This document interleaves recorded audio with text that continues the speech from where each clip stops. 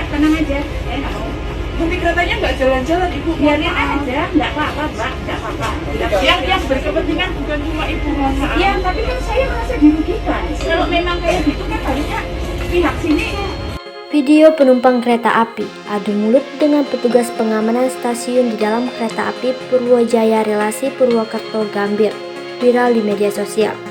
Dalam video berdurasi 1 menit 31 detik itu, tampak dua petugas mengarahkan seorang ibu untuk turun menjalani tes antigen. Lantaran penumpang belum menerima vaksin booster atau baru 2 kali divaksin.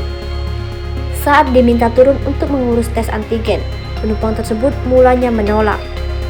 Petugas bahkan telah memberi penjelasan jika hal tersebut berdampak pada penumpang lainnya.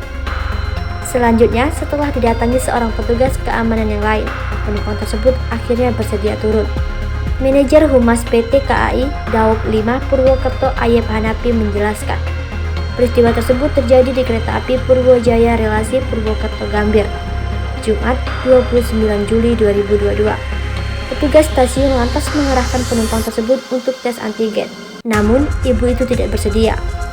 Setelah sempat adu mulut, penumpang tersebut akhirnya bersedia turun. Penumpang kemudian diarahkan ke customer service untuk mendapat penjelasan.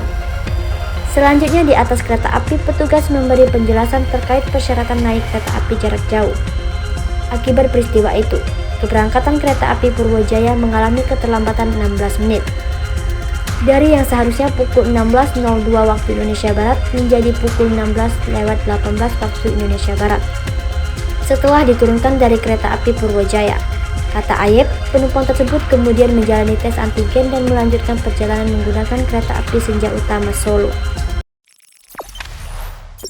Jangan lupa subscribe, share, komen, dan like ya.